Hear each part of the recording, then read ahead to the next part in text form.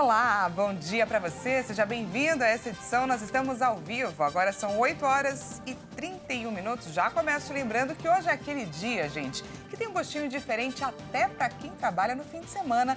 É aquele dia mais leve, você também tem essa sensação? Inclusive porque estamos às vésperas aí de mais um feriadão prolongado. Mas essa sexta-feira está cheia de notícias, então vamos juntos conferir os assuntos que estão em destaque no Brasil e no mundo nesse 17 de novembro. Após dias de calor recorde, o Brasil tem alerta para tempestades. Onda de calor faz ONS acionar usinas térmicas após aumento na demanda de energia. Israel assume controle de reduto da Jihad Islâmica. E a gente fala também sobre a expectativa para a definição de quem irá assumir a liderança do país com a inflação na casa dos 143%. Eleições na Argentina acontecem nesse domingo. A gente te conta tudo isso e muito mais a partir de agora. Seja muito bem-vindo. Bom, depois do pico da onda de calor nessa quinta-feira, onde o Rio de Janeiro, por exemplo, bateu um novo recorde ao registrar 40,6 graus na estação da Marambaia, na Zona Oeste, parte do Brasil deve ter fortes chuvas nos próximos dias. Ontem, inclusive, o IMET emitiu um alerta de perigo potencial para tempestades para 6 estados e também o Distrito Federal. Vamos ver. O alerta foi feito para São Paulo, Minas Gerais, no Triângulo Mineiro e faixa Oeste e Sul, Rio de Janeiro, Goiás, Distrito Federal e Mato Grosso.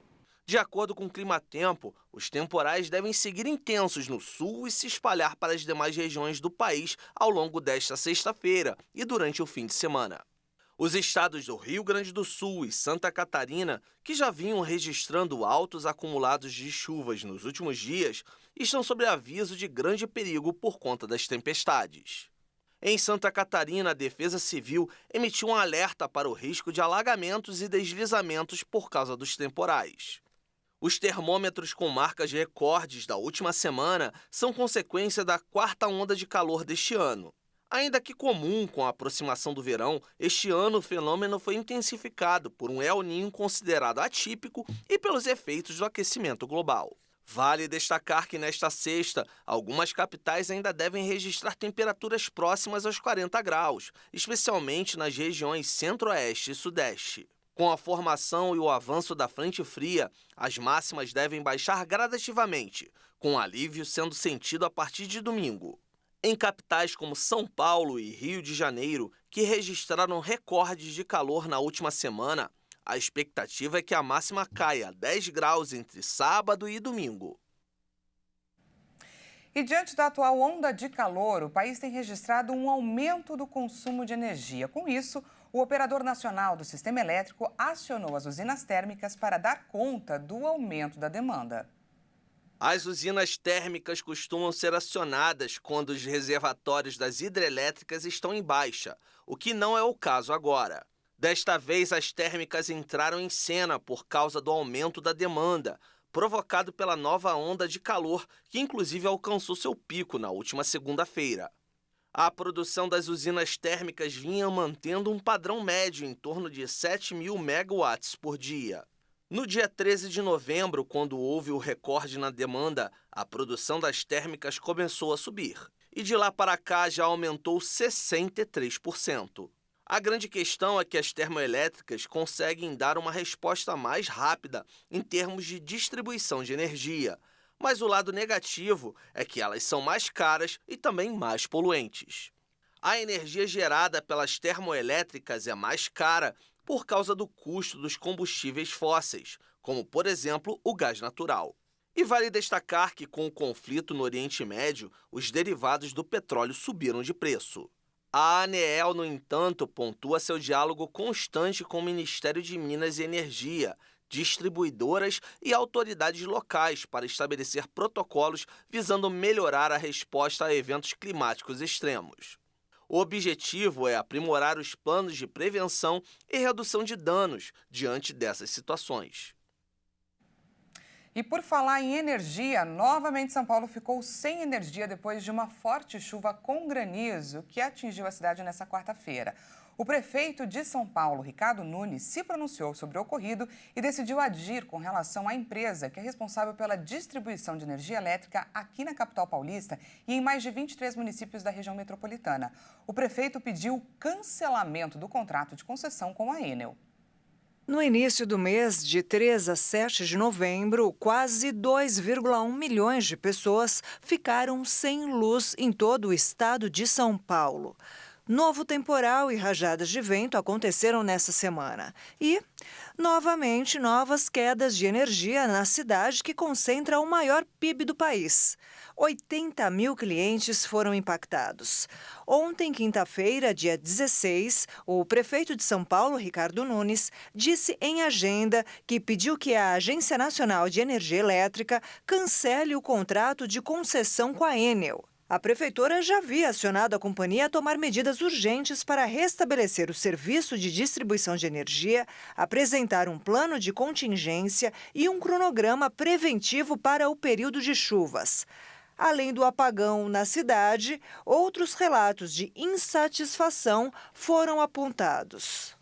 A Enel informou que 7% daqueles que tiveram o fornecimento de energia interrompido em razão do temporal que atingiu São Paulo na quarta-feira, dia 15, ainda estão sem o serviço. Acredita-se que são cerca de 20 mil pessoas que hoje, sexta-feira, dia 17, ainda sofrem com a situação. É realmente um absurdo, não é? E a prefeitura não explicou quem será o responsável pelo serviço caso o contrato com a Enel seja de fato rescindido. E com o calor excessivo, há um grande esforço do organismo para manter a temperatura interna do nosso corpo. É preciso estar atento a cuidados especiais para garantir a nossa disposição e também a nossa saúde, principalmente quando a gente fala de bebês e idosos. Uma pesquisa divulgada pela revista científica The Lancet afirmou que as mortes de idosos com mais de 65 anos relacionadas ao calor aumentaram, 85% em 2020. O estudo, com mais de 114 cientistas e também pesquisadores de 52 instituições do mundo, mapeou as mortes de idosos causadas ou relacionadas ao aumento das temperaturas. A maior exposição a doenças infecciosas, como a dengue e também a malária e também outras viroses. A doutora Valéria Goulart, médica nutróloga, que é especialista em medicina anti-envelhecimento, deixou um recado para a gente. Vamos ouvi-la. Desidratação, né? As pessoas mais velhas, elas têm menos sede do que os jovens. Isso vai dificultando a reposição de fluidos perdidos através da transpiração e do suor. A desidratação pode levar a problemas muito sérios, como cansaço, confusão mental, cãibras, problemas no rins e até morte. A insolação, aquele calorão em cima da gente, é muito grave, porque pode ocorrer quando o corpo não consegue resfriar adequadamente. Esses sintomas pode ter até febre alta, dor de cabeça, náusea, vômito, confusão mental, outros problemas que vai dar com esse calor. Pode agravar condições de doenças que às vezes a pessoa já tem, problemas cardíacos, pulmonares e neurológicos. Então vamos falar de algumas dicas muito importantes para os idosos protegerem do calor intenso. Beber muita água, muito líquido, né? Mesmo se não sentir sede, a água é a melhor opção, mas pode ter sucos naturais, chás, também são ótimas, né? Você tem que evitar a exposição ao sol, principalmente entre 10 horas a 4 horas da tarde. Se vai precisar sair de casa, use o protetor solar, chapéu e óculos de sol. Usar roupas leves e claras, de algodão, de tecidos naturais, porque vai ajudar o corpo a transpirar e se refrescar. Vai ter que manter o ambiente fresco com ar-condicionado, ventilador. Se não tiver ar-condicionado, abre bem as janelas, como está aqui, e cortinas para ventilar o ambiente. Tem que fazer refeições leves e frequentes. Isso vai evitar também a desidratação. Se, por exemplo, o idoso apresentar algum desses sintomas que a gente falou, é preciso procurar o atendimento médico imediatamente. Fica aí o recado da nutróloga Valéria Goulart. Muito obrigada, doutora, pelas suas dicas. E vamos agora para os destaques internacionais, falar sobre o Oriente Médio. As forças de defesa de Israel anunciaram nesta sexta-feira que assumiram o controle de um reduto da Jihad Islâmica no norte da faixa de Gaza. Laptop com vídeos e fotos dos reféns do Hamas também teria sido encontrado. E olha só, o corpo de uma soldada israelense foi encontrado nas proximidades do hospital Al-Shifa. Com relação às mortes no conflito, elas chegam a 12.902 vítimas. 1.402 do lado israelense e 11.500 na faixa de Gaza, ou seja, de palestinos. Isso segundo o governo do Hamas. Então, a gente destaca aqui que os números não puderam ser verificados de forma independente. Vamos conferir um resumo desse dia. Um grupo de 30 brasileiros aguarda na faixa de Gaza a abertura de uma saída por Rafah para deixar a área de conflito. Não há previsão de um cessar-fogo. Israel determinou que todos os civis deixem a faixa de Gaza e anunciou uma incursão terrestre para combater os soldados do Hamas. O Itamaraty já tem veículos de prontidão para fazer o transporte terrestre dos brasileiros que serão resgatados da faixa de Gaza. O avião que fará a viagem de Israel até o Brasil está em Roma, aguardando autorização, e deve pousar em Cairo, no Egito. Segundo o Itamaraty, o governo federal tem feito gestão de alto nível para conseguir liberação para que os brasileiros deixem a faixa de Gaza. No fim de semana, o presidente Lula falou ao telefone com o presidente da Autoridade Palestina e com o presidente do Egito. O local possui escritórios de altos cargos dentro do grupo armado. Além disso, o reduto também era usado para a fabricação de armas.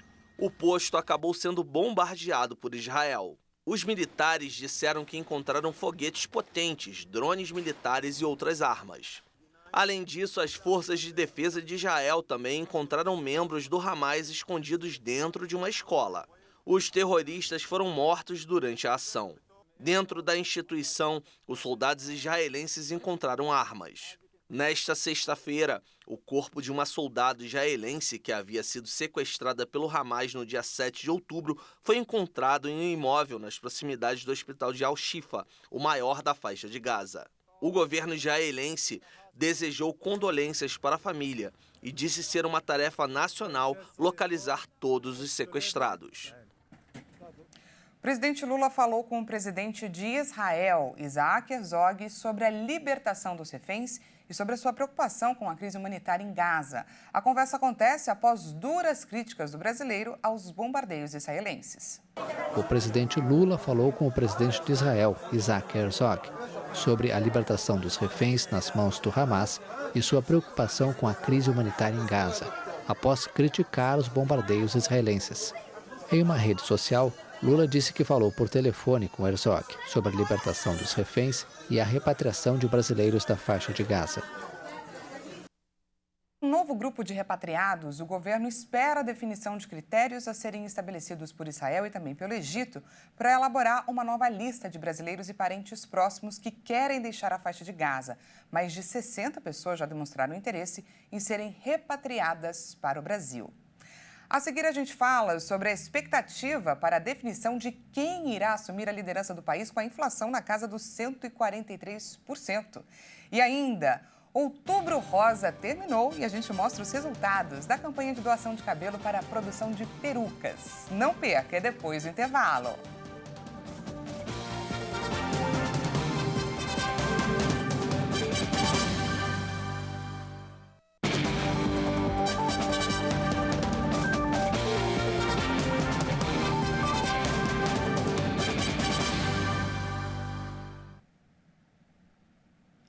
Seja bem-vindo mais uma vez, nós estamos de volta e ao vivo, 8 horas e 46 minutos pelo horário de Brasília. Voltamos com mais destaques dessa sexta-feira para você. A expectativa é grande para a revelação de quem irá assumir a liderança do país com a inflação na casa aí dos 143%. O ministro da Economia, o peronista de centro, Sérgio Massa, e o líder libertário e ultradireitista, Javier Milei, encerraram nesta quinta-feira suas campanhas em um ambiente tenso na Argentina antes do segundo turno presidencial de domingo. A disputa será acirrada e cada voto irá contar e muito. O ministro da Economia, o peronista de centro, Sérgio Massa, escolheu uma escola secundária nesta quinta-feira em Buenos Aires para encerrar a campanha presidencial. Ter escolhido encerrar nossa campanha aqui com vocês, fazer dessa nossa parada final de campanha, de alguma forma, também representa o país que queremos. Que este sea nuestro cierre de campaña de alguna maneira também representa que país queremos. Apesar de suas promessas de incorporar todos os partidos em um governo de unidade nacional, caso vença, Massa luta para parecer crível, sendo o ministro da Economia, sob cuja gestão a inflação atingiu 143% ao ano e a pobreza assola mais de 40% da população. Massa enfrenta o líder libertário e ultradireitista Javier Milei, um economista de 53 anos que propõe dolarizar a economia e reduzir significativamente os gastos públicos. As pesquisas indicam um cenário de empate técnico entre os dois. O relatório da Comissão de Ética Americana concluiu que o republicano George Santos, congressista pelo estado de Nova York, desacreditou gravemente a Câmara dos Representantes dos Estados Unidos. O legislador, filho de brasileiros, ficou famoso por suas repetidas mentiras desde a eleição de 2022. A Câmara dos Representantes dos Estados Unidos foi gravemente desacreditada pelo congressista George Santos. Foi o que concluiu a Comissão de Ética da Câmara Baixa em um relatório publicado nesta quinta-feira. O texto afirma que a conduta do representante Santos merece condenação pública e é indigna de seu cargo. O documento acrescenta que o legislador buscou explorar de forma fraudulenta todos os aspectos de sua candidatura para obter benefícios econômicos e pessoais e mentiu constantemente a seus eleitores, doadores e pessoal sobre seus antecedentes e experiência. O republicano, eleito por Nova York e filho de brasileiros, ficou famoso por suas repetidas mentiras desde sua eleição no fim de 2022. Em 1º de novembro, uma maioria da Câmara, controlada por colegas de partido, votou contra cassar o mandato do congressista. O legislador é acusado a nível federal de fraudar seus doadores e enfrenta acusações de lavagem de dinheiro e fraude eletrônica. Santos admitiu ter mentido para os eleitores ao inventar diversas partes de sua vida.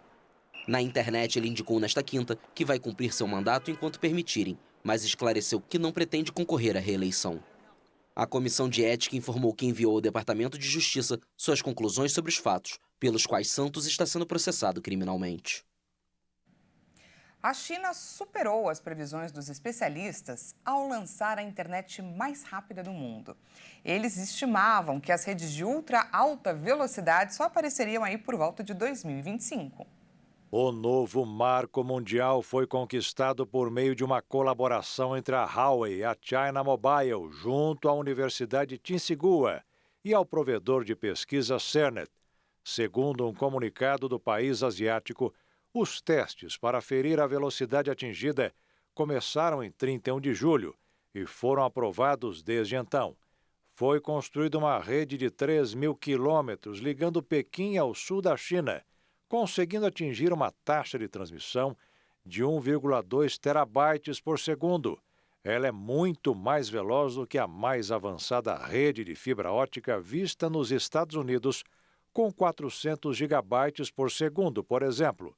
Hoje, segundo a OpenSignal, a Coreia do Sul é quem tem a maior velocidade móvel de internet, com conexão de 432,7 megabytes.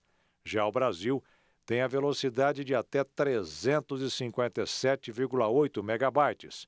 Os envolvidos no projeto dizem que é possível baixar 150 filmes 4K em somente um segundo.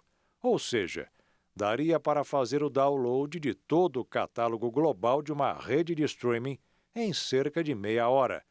Apesar do destaque dado pelo governo, é importante notar ainda que a conexão de 1,2 terabytes não chegará diretamente na casa dos consumidores. Ela será utilizada em comunicações que partem de locais específicos. As autoridades dizem que, dessa forma, será possível depender menos de rotas nos Estados Unidos e no Japão. O Outubro Rosa terminou, mas os resultados da campanha ainda são vistos em novembro.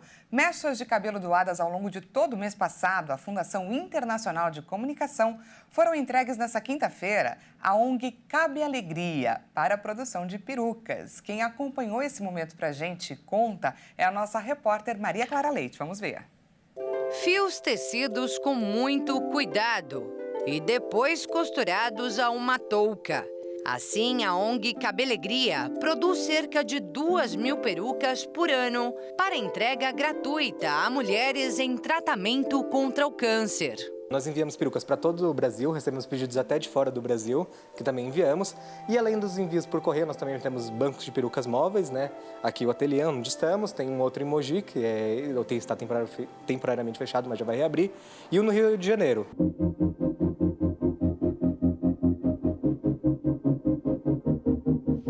A ONG sobrevive de doações que recebem dinheiro pelo site doe.cabelegria.org e das mechas de cabelo que chegam de todas as partes do país. Nós recebemos o ano inteiro doações, mais de 3 mil mensais. Às vezes até parece que o rapaz do correio trabalha aqui de tanto que ele entra. E toda doação é necessária e muito bem-vinda. Afinal, para a produção de uma única peça, são usadas de 4 a 8 mechas de cabelo. E ao longo de todo o mês passado, muitas mulheres resolveram doar. Durante a campanha Outubro Rosa, a Fundação Internacional de Comunicação arrecadou mais de 1.000 mechas de cabelo em parceria com o Ministério Mulheres que Vencem, da Igreja Internacional da Graça de Deus. Parte dessa arrecadação foi levada à ONG Rapunzel Solidária e a outra parte entregue aqui, à Cabelegria. Bom, pensamos em como iríamos realizar essa campanha do Outubro Rosa, né? Juntamente com as Mulheres que Vencem, né, do IGD. Entramos em contato com a pastora Thaís, ela mobilizou todas as mulheres do estado de São Paulo e fizemos essa parceria, né?